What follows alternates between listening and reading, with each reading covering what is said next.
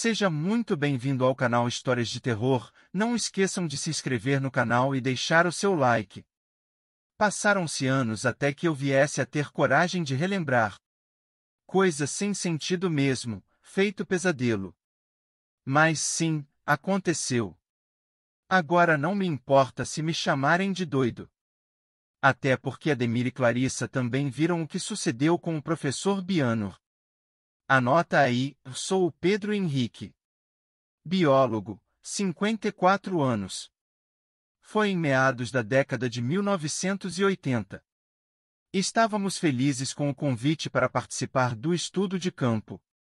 Uma expedição científica pelo Rio São Francisco como assistentes de um pesquisador renomado da universidade que trabalhava no campus do Recife. Que estudante não quer essa chance?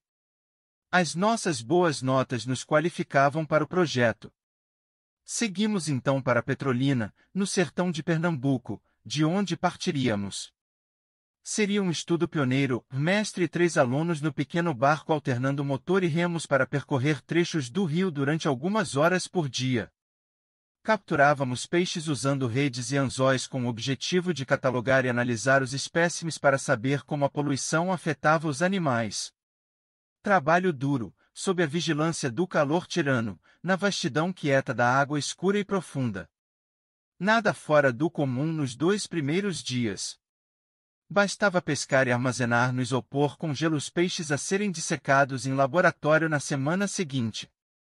O professor, de chapéu com abas largas a proteger a calva, nos espiava com olhos duros ao menor cochicho. O rigor no silêncio era parte do procedimento, nós sabíamos. Mas que tédio! Ademir, feito estátua ao lado do orientar, nem cogitava responder aos nossos risinhos. Já eu e Clarissa brincávamos quando eles não reparavam. Ela mergulhava os dedos na água e sacudia gotas frias no meu rosto.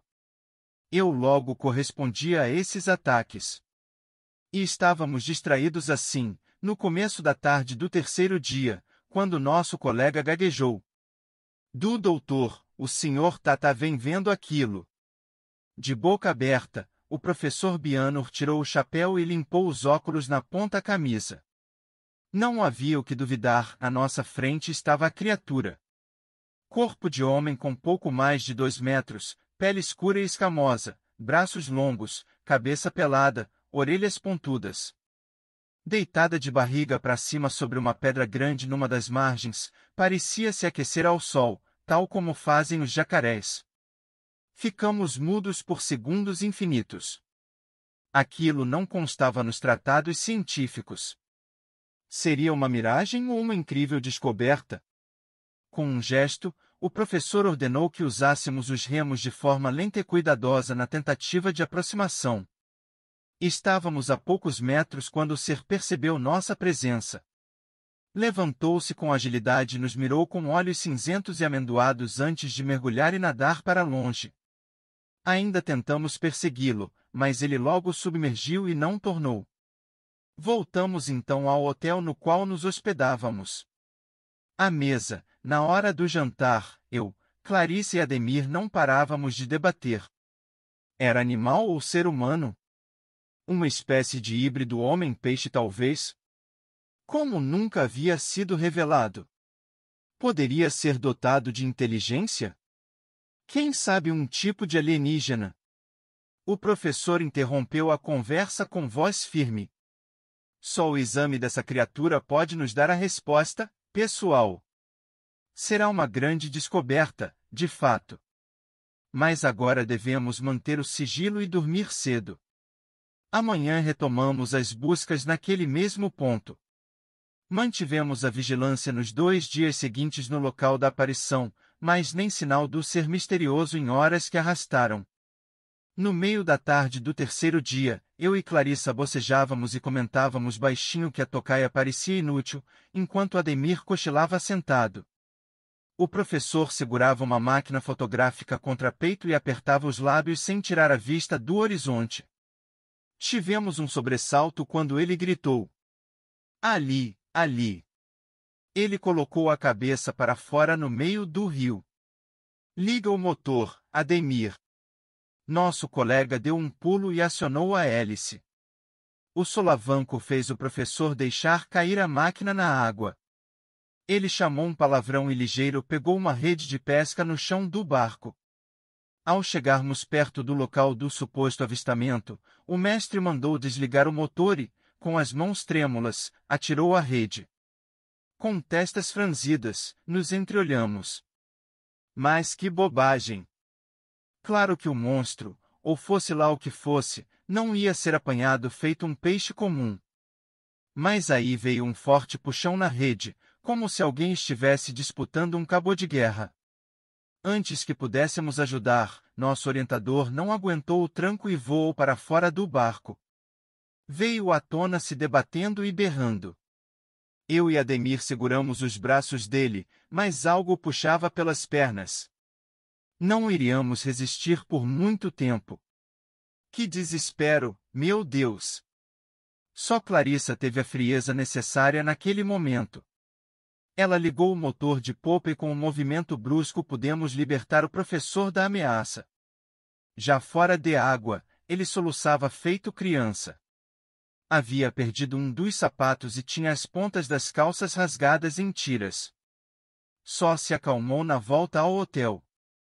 Recusou a nossa sugestão de que fosse a um hospital para um exame e determinou o retorno imediato da equipe ao Recife. O Dr. Bianor nos pediu para esquecer e não dizer nada, pois aquilo poderia colocar nossas carreiras em risco. Soubemos que nenhum relatório foi produzido sobre a expedição e que o professor dera entrada com um pedido de aposentadoria algumas semanas depois. Até hoje sinto vontade de voltar ao São Francisco. Tenho certeza que o homem-peixe ainda vive por lá. Meu nome? Shirley, ao seu dispor. Pois é, demorei a ter coragem de contar essa história. Mas agora vai. E é tudo verdade, viu? Isso aconteceu no ano de 1976. Vi um bocado de gente na frente da casa da minha vizinha, Dona Socorrinho. Ele falava alto, feito que faz discurso. Quando ouvi a conversa, fiquei pensando, minha gente, como uma senhora de idade se passa para contar uma lorota dessas? Pois enquanto o filho dela enchia uma Kombi alugada com cadeiras, mesa, fogão e geladeira, Dona Socorrinho dizia aos vizinhos que estava deixando a casa no Vasco da Gama por causa de um mal-assombro. Dona Socorrinho era viúva e morava com Wallace, o filho caçula, na casinha de porta e janela. Há 3 anos, ele viera fazer faculdade na capital, e a mãe mudou-se também, pois já tinha uma filha professora, um filho tenente do exército e ia fazer de tudo para fazer o mais novo virar doutor. E enquanto Wallace estudava, ela arranjava serviço de costura para complementar a pensão deixada pelo marido. Numa tarde de sábado, precisou sair do Vasco da Gama, aqui na Zona Norte, não sabe? E ir ao centro do Recife para comprar tecidos. Lá demorou a encontrar que o queria nas lojas, e ainda esperou muito tempo pelo ônibus de volta. Só conseguiu retornar ao terminal à noite, com as ruas do bairro desertas. Veio afobada para chegar logo em casa. Ainda mais porque ia ficar sozinha, Wallace fora passar o fim de semana estudando com uns colegas. No caminho escuro, só escutava a batida das sandálias no calçamento. Mas Dona Socorrinho começou a achar que estava sendo seguida, era uma réstia, que só se enxergava pelo canto de olho. Quando rodou a chave na fechadura, assoprou de alívio. Trancou-se, pensou que estava segura. Aí escutou umas batidas na porta. Ela perguntou quem era, e não teve resposta. E as pancadas foram ficando mais fortes. Primeiro achou melhor somente rezar. E tome mais batida na madeira. Era bandido? Se fosse, ameaçava logo. Então não era coisa de gente, era coisa de outro mundo. Aí ela tomou coragem, pegou o crucifixo que estava pendurado na parede da sala, abriu a janela e gritou: "Sai daqui, enviado do cão, que essa casa é de Deus." Mas ficou sem fala ao ver uma perna sozinha que chutava e pulava. Que doidice era aquela? Era uma perna da coxa grossa e bem cabeluda. Perna de homem. Não deu para ver o pé, mas acho que parecia um casco de bode, feito um pé de diabo. Como mostrei a cruz, ela correu ligeira na escuridão. E se resolver voltar? Fico aqui mais nada. Dona Socorrinho mudou-se com medo, e o Wallace foi viver na casa do estudante, onde os universitários do interior se hospedavam até se formar. Achei ruim aquela situação, a costureira nem desconfiava que o filho era meu paquera. Dizia, menino, muito chamego distrai quem estuda, com o diploma na mão, você casa com moça de família boa. Para ela não aperrear, a gente se encontrava escondido, debaixo de uma árvore grande na praça do bairro. Com Wallace morando longe, ficou difícil de namorar. Nos domingos, a gente ia aos cinemas Veneza ou São Luís, lá na Boa Vista, e depois cada um tomava o ônibus de volta para seus cantos. Mas teve uma vez que ele resolveu me deixar em casa, para passarmos mais um tempinho juntos, sabe como é, né? Paramos na praça, onde naquela hora não tinha mais um pé de pessoa. A luz amarela do poste fraquinha, e a gente de mãos dadas junto da árvore. Wallace falava baixo, alisando meu rosto, mas de repente ficou o olho arregalado. Ave Maria! O que é aquilo? Vem pra cima de nós! Corre, Shirley! Juro que vi uma perna bem cabeluda, e andando sozinha. Ela veio não sei de onde, apareceu do nada. Tinha um pé grosso, com umas unhas nojentas e pontudas. Credo! Parecia sonho ruim. O susto foi grande, fiquei paralisada, me tremendo toda.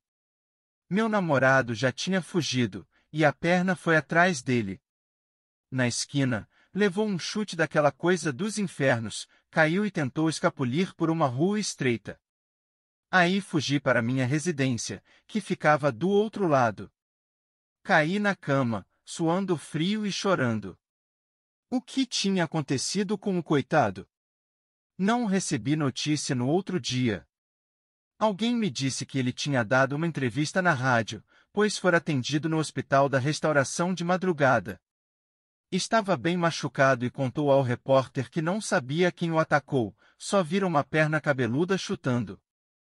Pensa que o Wallace me ligou mais? Também não atendia quando eu telefonava para a casa do estudante. Ainda teve a cara de pau de mandar um telegrama, 2 semanas depois, pedindo desculpa, pois não gostava mais de mim, o problema era com ele, e não comigo, que eu fosse feliz, e que agora só pensava em se formar. Será que foi praga de Dona Socorrinho?